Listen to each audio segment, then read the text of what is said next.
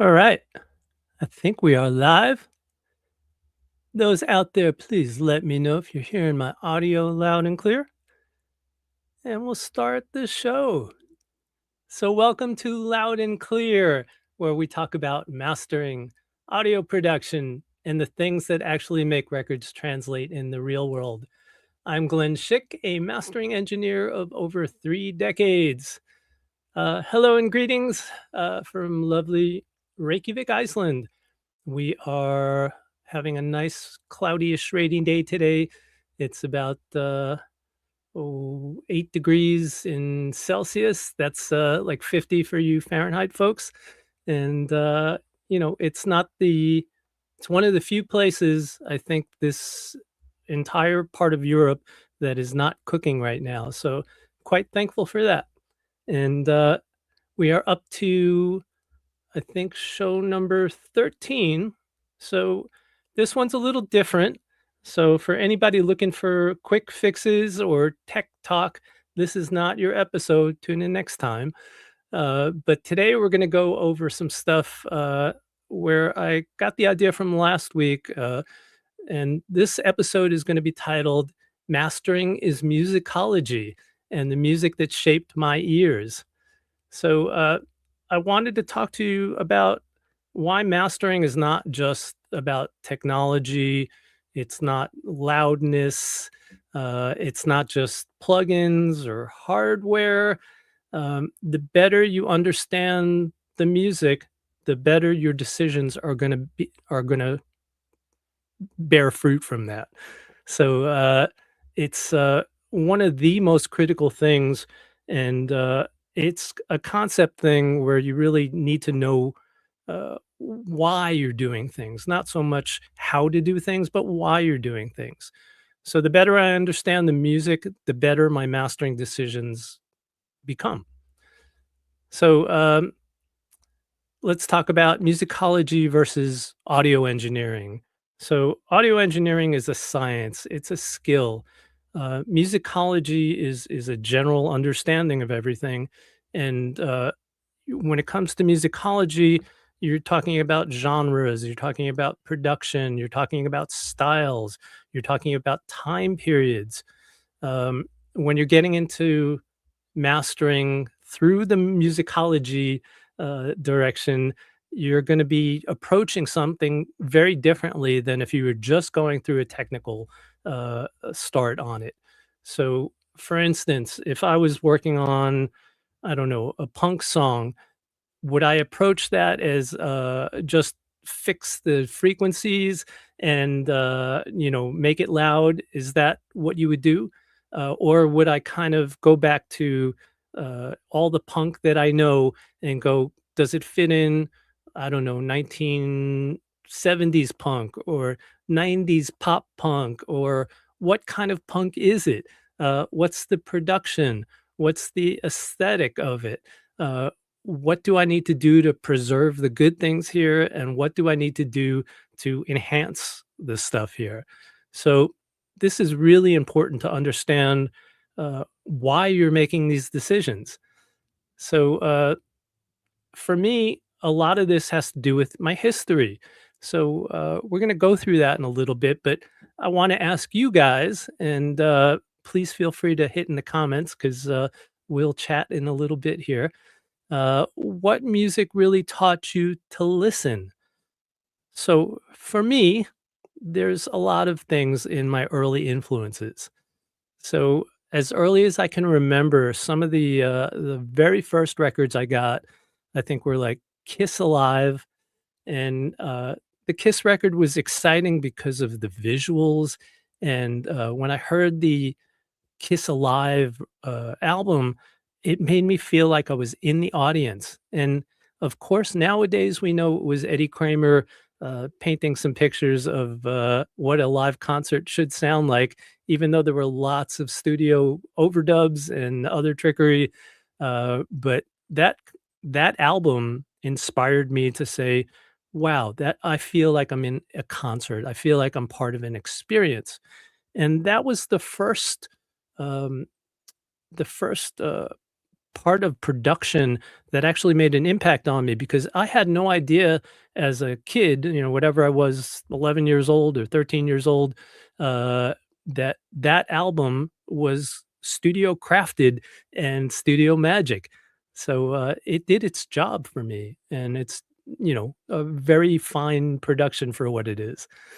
So some of the early stuff besides Kiss was I'm going to put some of these things up. Kiss, Kiss, and then Pink Floyd. So, as a '70s kid growing up in the '70s, uh, I got my hands on a bunch of Pink Floyd records because that's what you did. And I remember putting on Pink Floyd Metal, and without any additional pharmaceutical help, that album took me to another place. And because the production on this is really quite amazing, there's tons of space. They use an amazing set of effects at the time, uh, echoes. There's a song as well as effects in the album, and the arrangements. And we'll talk about arrangements as we go here because that is darn important. So, other than metal, some of the first things, and I'm not talking about metal, I'm talking about Pink Floyd metal. We'll take that down. Um, some of the things that I really first became aware of that was the production was a gentleman called Roy Thomas Baker. And for those of you who know, but Roy Thomas Baker was an English producer. His bulk of work was '70s and '80s. And let's talk about some seminal records that he did. So, really, one of the first albums where I kind of said, "Wow, what is this thing that I'm hearing? It's not just a band," was this Cars debut album. So, when I say, "What is this thing I'm hearing?" the Cars were a good band, nothing that special or nothing that remarkable. But when you listen to these records, especially like the first 3 Cars records, you hear, Roy's amazing production, and this comes from knowing how to arrange stuff, knowing where to kind of trim things, where to kinda leave the spaces, what stuff sounded good with each other. I've actually heard the demos from the Cars for this record, and when you hear what how raw and how rough they sounded, the songs were still there, but the production was not there at all, and when you hear Roy's touch on this album, it's quite amazing, and, the fact that he could get these little masterpieces like, Elliot Easton, the guitar player, he would have these little, solos that would happen during the songs.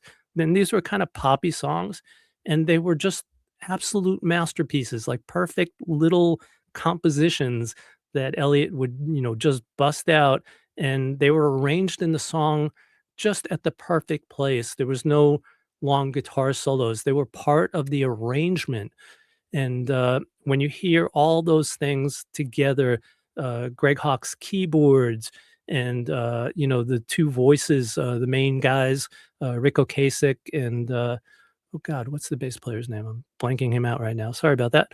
But, those 2 voices, either being featured or blending or back and forth, it's quite amazing. So, uh, the Cars' first debut album was just, mind-blowing to me and really, influenced my ears. So, some of the other, stuff that, Roy did, um, so, Bohemian Rhapsody. Bohemian Rhapsody is, one of those, uh, great, classic rock songs with, crazy arrangements, and Roy is kind of one of the ones responsible for that. So, I'm not discounting Queen's, brilliance, but, without Roy, it wouldn't have sounded like that. Um, he did, also, Sheer Heart Attack, before that and, Night at the Opera, uh, just brilliant, brilliant stuff. Please listen to them. Um, I'm gonna give you one of his lesser known, amazing records, and I guarantee you haven't heard this one. If you have, let me know, but I doubt you've heard this one. This is a group from the '70s called Bebop Deluxe, and, honestly, probably some of the most underrated music ever. But again, brilliant productions. The guitar player, Bill Nelson, also brilliant compositions. I think he had a real great way of being able to take like guitar solos and make them into separate little compositions that went inside of the music just effortlessly. So this album, go visit it. It's 1975, and highly, highly recommend for a listen. The music's great. The production's amazing. And some of the other albums that you might have heard Roy on were some of the first couple Journey records where Steve Perry first joined. Also, amazing, amazing music. Um, let's give another producer that kind of bent my ear. Um, Tony Visconti. He's, still around. I did have, a dinner, not a dinner, it was actually like a lunch meeting with Roy Thomas Baker. He's no longer with us, but, bless that guy. He was a funny, interesting dude, and, I cherish that meeting. Anyway, Tony Visconti, uh, luckily still around with us. Brilliant, brilliant producer, and, you might know him best for some of the stuff he did with David Bowie. So, he did, The Man Who Sold the World and Young Americans, and as I'm showing here, Low and Heroes, and especially these, Berlin era albums, um, have such, um, ambient, interesting textures. Thankful to Eno for that, but, without Tony's, guidance and wisdom, doing these projects, songs like Heroes never would have been. Um, it's just really brilliant work, and, was another one of those seminal albums that made my ears go, "This is more than a singer. This is more than a band. This is production. What exactly is this that I'm listening to?" So, besides, David Bowie, let's take him down. David Bowie. He also worked with Thin Lizzy, who I'm a fan of, and, did a couple of their best records as well, Black Rose and, Bad Reputation and Live and Dangerous, like one of the best live albums ever. Um, so let's talk about the next step. So those are the first albums that kind of made me excited going, okay, it's not just somebody playing, there's somebody doing something back there that's really making this better, making it super interesting. Hold on here, I gotta fix my monitor. Something's making it super interesting, something's giving it depth and polish and texture. What is this thing, this production? So the next thing that caught my ear after I kind of learned basic production, and most of that was through early rock, I would say, was like getting into the jazzier side of things. And actually, I was going to go back to that before, but during this time, I was a struggling guitar player. That was actually me. And if you want a good laugh, yes, it is me. And that was a Charvel I had, which I loved. Anyway, so going on to, musicianship now. Um, now I'm dealing with, an expanded palette of stuff, and, the next thing I'm hearing is these guys, I would say, fusion cats. So, we're talking about guys like, Billy Cobham, and let's put some Billy Cobham up on the screen here. Billy Cobham, kind of broke the barrier for me for what made, exceptional playing. This guy was the most brilliant drummer, uh, absolute genius, but Spectrum as an album was groundbreaking. Uh, it had this kind of jazz sensibility with a rock feel and just the most intense playing and arrangements, and it's hard to explain what that does to somebody listening to something like that for the very first time, and that album just totally blew my mind. So, um, Billy Cobham, much respect. Um, Going on from there, Stanley Clarke, another one. Stanley was just the most awesome, awesome player. I'd never heard anybody play a bass like that in my life. He had, this piccolo bass, and he'd play all up high, and he'd slap, and he'd pop, and, but not in a funky way, not like, Brothers Johnson or anything like that.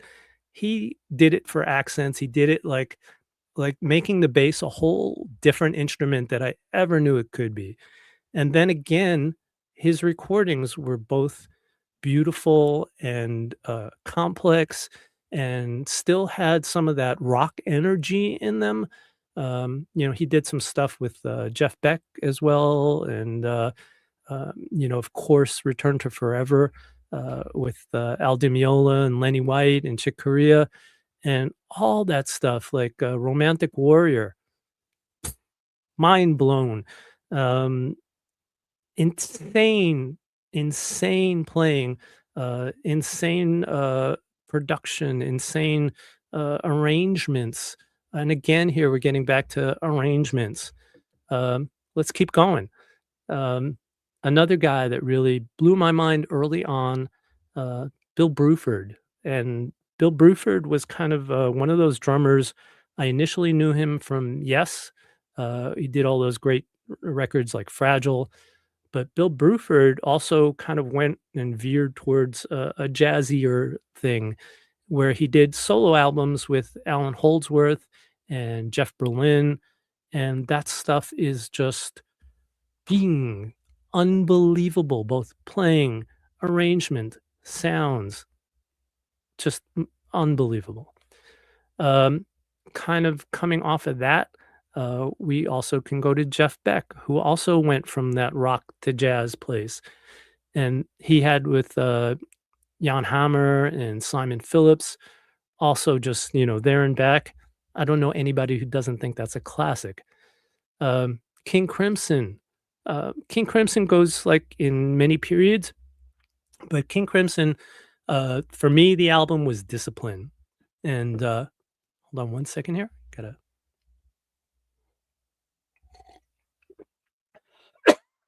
excuse me. I'm going to mute this for a second here.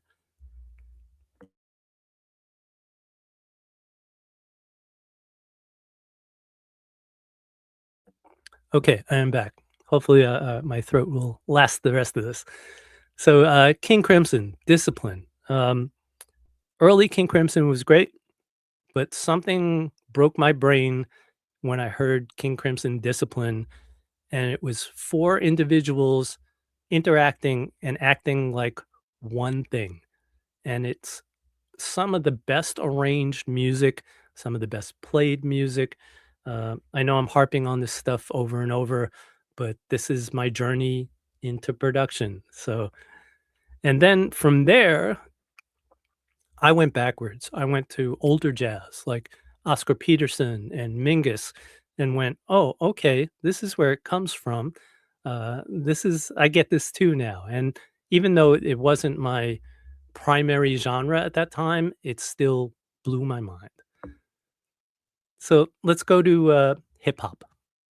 So, I don't know, a lot of you know, but I was, I'm on my 3rd generation of hip hop right now.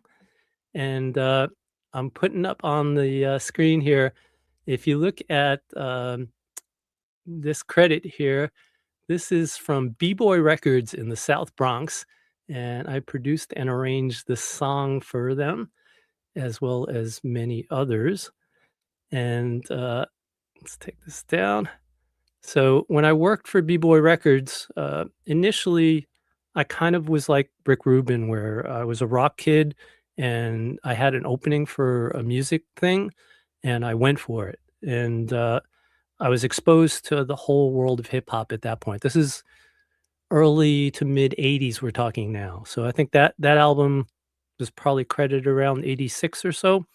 But I had a partner at the time, And this lovely gentleman, Spider D, uh, was my kind of writing partner and studio partner, and he's very much responsible for getting me into the studio. I think we went to Power Play Studios in Queens, in New York, and we would get the off hours, and we couldn't afford an engineer, so I'd go in the studio, and Spider would say, "I'm going to go cut a vocal. You need to ride the fader while I'm in there." I had never touched anything. And so we taught each other how to engineer and how to mix records at that point. And I have much love for Spider out there.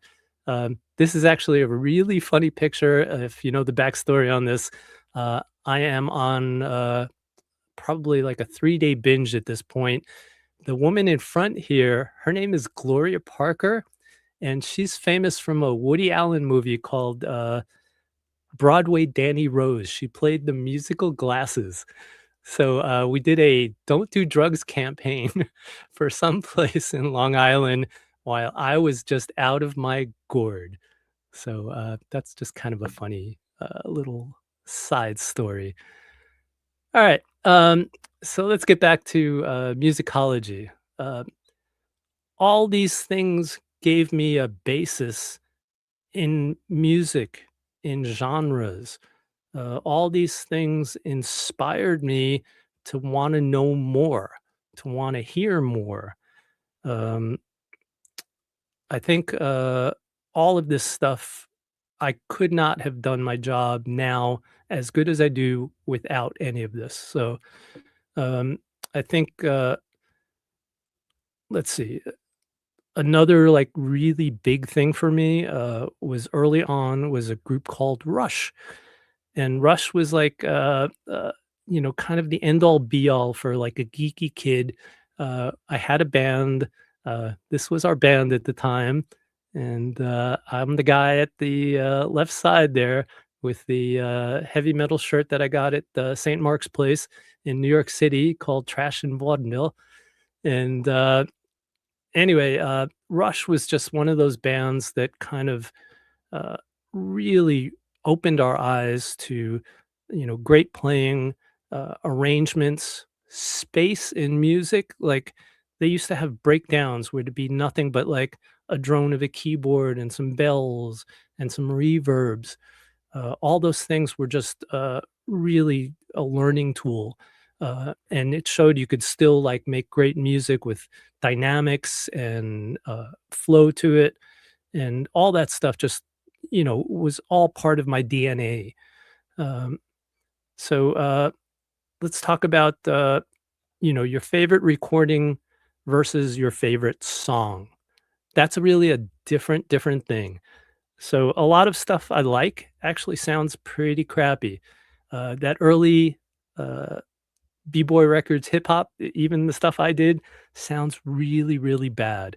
And if you listen to old hip hop like Cool Mo D or stuff like that, it sounds terrible. It's corny and it sounds terrible. So hip hop didn't start sounding good till I'd say like the mid 90s. And, somebody in the chat mentioned Dr. Dre. But I think he was one of the people that kind of brought production into hip hop, and that was a revolution, as everyone knows, because hip hop went from the boom bap stuff that sounded corny and was guys rapping like this to the stuff that was like modern music and became kind of the pop of now. So if you're wondering what production can really do and applying your ears to something, there's a really good example of it. So, what stuff do I listen to when I'm listening to stuff? Like, um, when I'm making mastering decisions, uh, for instance, if I'm listening to like singer-songwriter music, am I gonna approach that the same as I'm gonna do a jazz record or a pop record? And again, what's the different time frame, genre, style, all these things really matter. They're going to matter in how loud I make the music. They're going to matter in what EQ it gets. They're going to matter if it gets compression or not. the style of compression it's going to get. So it's really like if I go to a jazz record, one of my favorite jazz clients always wants to have stuff that sounds vintage. And he goes as far as sometimes, putting it through an old tape recorder. And I always tell him that, the best thing to do is not to put it through an old tape recorder. Let's just steer it the right way. And pretty much, I think every time we've done this, we've done the tape recorder and the non tape recorder. And it's always the non tape recorder that wins because the music just sounds better when it's not fussed with too much. And you can still get the tones and the feel and all that other stuff without recreating some kind of lost era or certain equipment.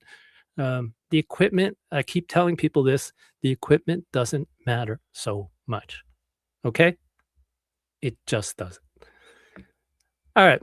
So the other thing is that, people say, what's your mastering chain? And I say, I can't give you a mastering chain because everything I do gets set up for that genre, that piece of music, what I'm trying to reproduce.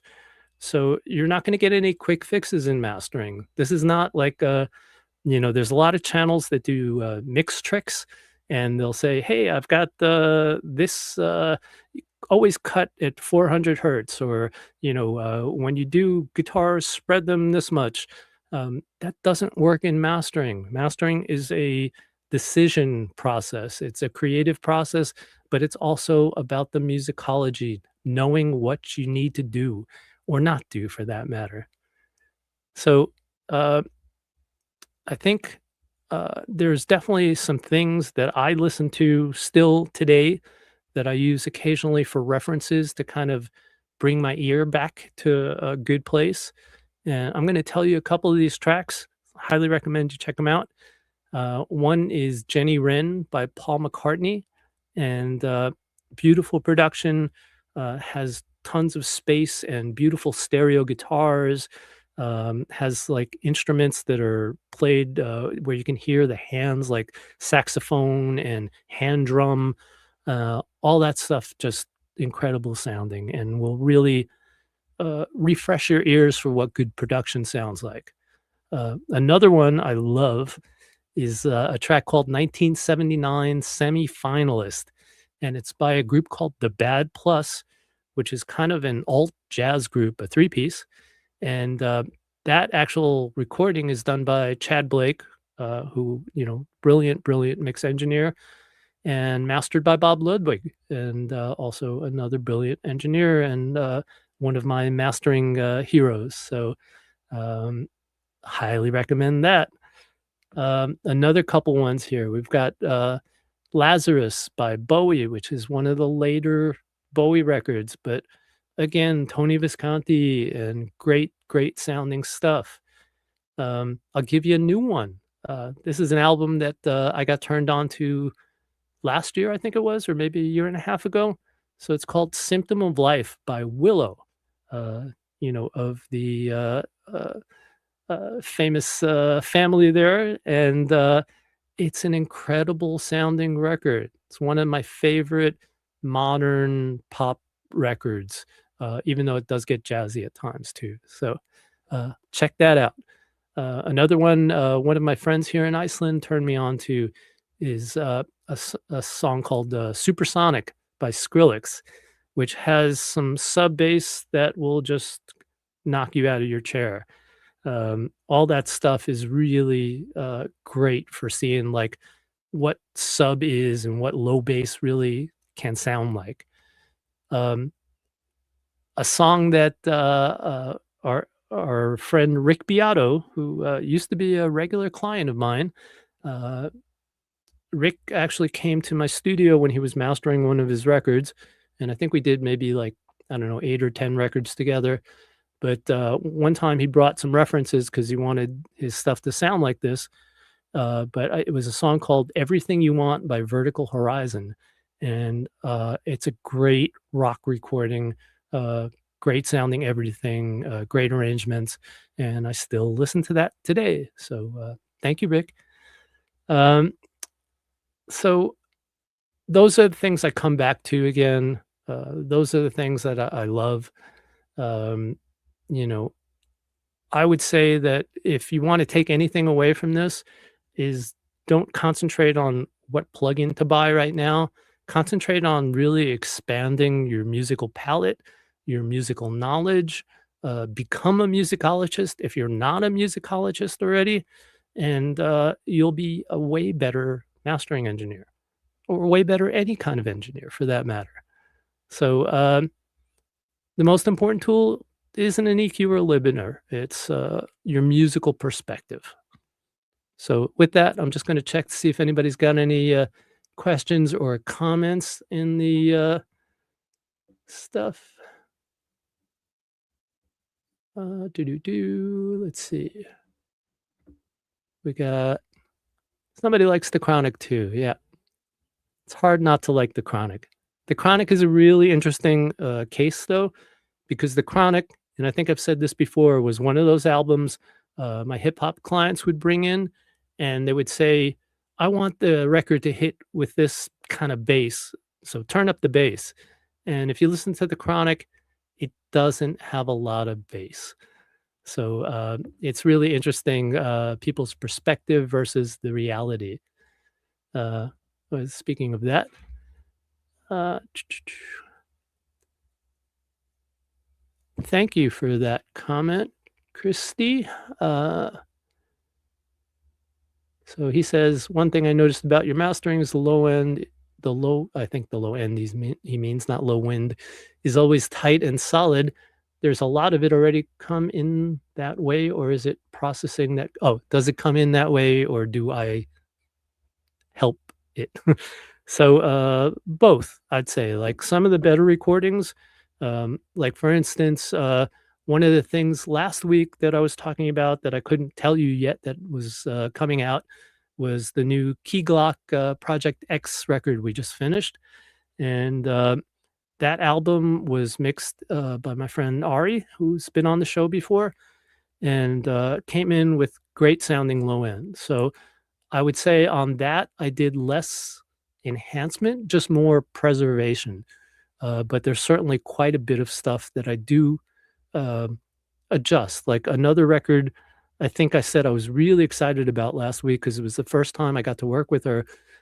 Was I just did a new FKA Twigs song and with Little Yachty, and that came in really bass heavy, and I had to kind of trim some of that back. And even after trimming that back, it's still very bass heavy because that was the intent of the mixer, and I wanted to preserve what he wanted. But for instance, that one I needed to do some, enhancement as opposed to preservation. So that is that. Anybody else got a question out there? Let's see. This is kind of general questions, I guess, but we can hit a couple. Is top converters still a mastering must-have? Only if you're converting from analog. So if you're working from hybrid, yes. If you're like me that stays all dig, don't need it at all. Uh, do do do. Anybody else got a question? Is that it? I think that's it. Last chance, people. All right. You can still hit your questions on the comments. I will try to answer them after the broadcast. So do me a favor and try to subscribe. I'm going to do a couple different styles of show. I'm going to have some guest artists coming up soon from Iceland, little Iceland spotlight. And we'll have some other mastering engineers on here as well pretty shortly. So um, oh, we got one more from Christy. Christy, you're a good question guy. All right. What's your approach to adding color to a master IG using analog emulator plugins versus a digital plugin? All plugins are digital plugins. So um, every plugin can be a color plugin pretty much, depending on how you use it. So a clipper can be a coloring plugin. A saturator definitely can be a coloring plugin. A compressor can be a coloring plugin. Just passing certain things through there can make things sound different. So I just use whatever feels good on the track. That's it. All right. With that, folks, I'm not going to take any more of your time up, and we'll plan on seeing you next week. Please send some subscribes out there or some likes. I need to get some membership up, and we're still a new channel, and I want to keep doing this for you. So, other than that, see you next week, and thanks for watching.